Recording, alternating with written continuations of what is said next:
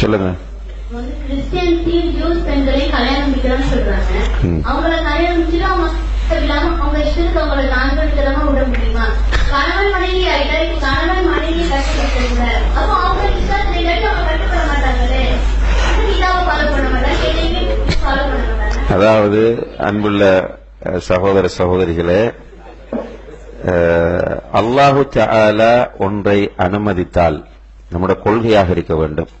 அல்லாஹ் ஒன்றை ஆகுமாக்கினால் ஏன் எதற்கு என்ற கேள்வி நம்மிடம் வரக்கூடாது. அல்லாஹ்வில் குறை காண்பதாக அமைந்துவிடும். அனுமதித்தவன் யாரு? அல்லாஹ். அல்லாஹ் ஹக்கீம், மிக ஞானம் உள்ளவன். அவனுடைய ஹிக்மத்தின் அடிப்படையில் தான் அல்லாஹு தஆலா அனுமதித்திருக்கிறான். அல்லாஹ் குர்ஆன்ல என்ன சொல்லிட்டான்னா, அர்-ரிஜாலு கவ்வாமூன அலன் நிசா, பெண்களை நிர்வகிக்கின்ற பொறுப்பு யார்கிட்ட இருக்கு? ஆண்களிடம். ஆண்கள் தான் பெண்களை நிர்வகிப்பவர்கள். அப்ப கிறிஸ்தவ பெண் மனைவியா வந்தாலும் அவளை நிர்வகிக்கிற பொறுப்பு யார்கிட்ட இருக்கு? ஆண்கள். ஒரு ஆண் வெறுமனே ஒரு காமம் அல்லது ஒரு பாலியல் நோக்கத்தோட ஒரு பெண்ணை முடிக்கிறல்ல, மனைவியாக அவளை ஆக்கும் போது மனைவியாக வாழ வேண்டும் என்றுதான் விரும்புவான்.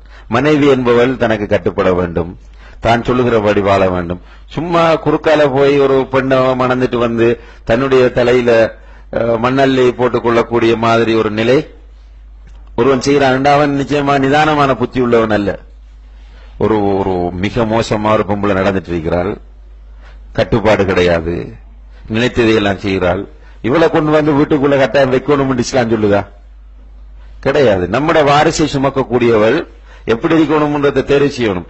அதை அனுமதித்த அல்லாஹ் நபி மூலம் என்ன சொல்றான்? ஒரு பெண் பல நோக்கங்களுக்காக திருமணம் முடிக்கப்படுகிறாள், நீ மார்க்கப்பட்டுள்ள பெண்ணை திருமணம் முடித்துக்கொள், வாழ்க்கையில் வளம் பெறுவாய் என்று. எனவே சிலர் என்ன செய்யறா, சும்மா ஆபீஸ்ல அங்க வேலை செய்யற இடங்கள்ல யாராவது ஒரு கிறிஸ்தவ பெண்ணை பார்த்து பழகிறது, பழகி போட்டு அவளுடைய சில நடவடிக்கைகள் தனக்கு மனசுக்கு பிடிச்சிடும். பிடிச்சதுக்கு பிறகு அவளை திருமணம் முடிக்க போறேன்னு மனைவிட்ட வந்து டார்ச்சர் பண்றது, நான் முடிக்க போறேன், அவளை கூப்பிட்டு வர போறேன். இந்த டைம்ல மனைவிக்கு கோபம் வரும். என்ன ஒரு உனக்கு போயும் திருமணம் ரெண்டாவது திருமணம் முடிக்கிறதுக்கு நான் விருப்பம் இல்லை, அப்படி ஒரு ரெண்டாவது திருமணம் முடிக்கிறேன், இப்படி ஒரு பெண்ணையா நீ கொண்டு வரணும் என்ற பிரச்சனை மனைவிக்கும் வரும்.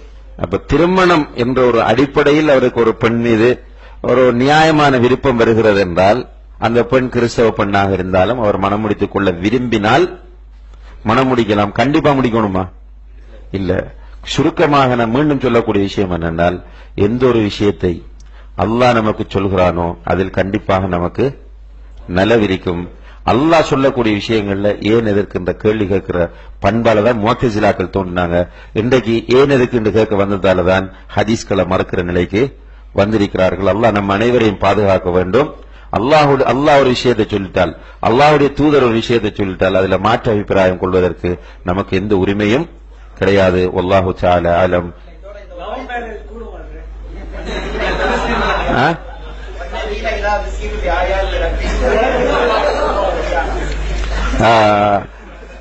இப்ப அந்த இதோட தொடர்பாக கேட்கிறார், லவ் மேரேஜ் கூடுமான்னு. என்ன நான் பார்த்தாரு புடிச்சிட்டு சொன்னா, அது லவ் மேரேஜ் என்னது?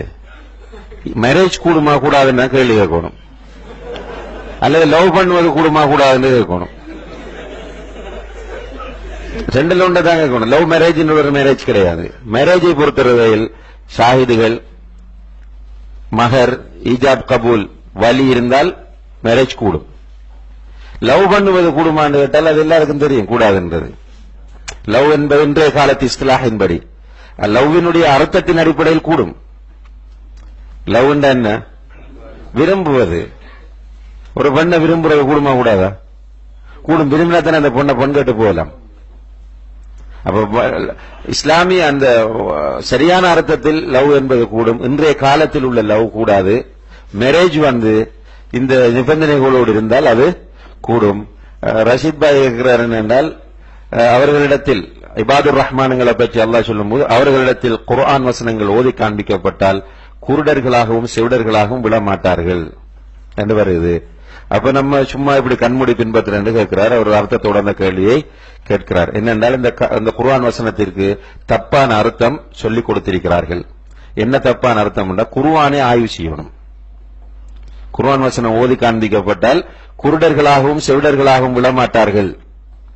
என்ன செய்வாங்களாம்? ஆய்வு செய்து அவர்களுடைய அறிவுக்கு பொருத்தமாக இருந்தால் ஏற்றுக்கொள்வார்கள், இல்லை என்றால் தூக்கி எறிவார்கள். இப்படி ஒரு விளக்கம் ஒன்று தொடர்ந்து கொடுத்துட்டு வந்திருக்கிறாங்க. ஆனா ஒரு தப்சீர் ஆசிரியர் இப்படி கொடுக்கல.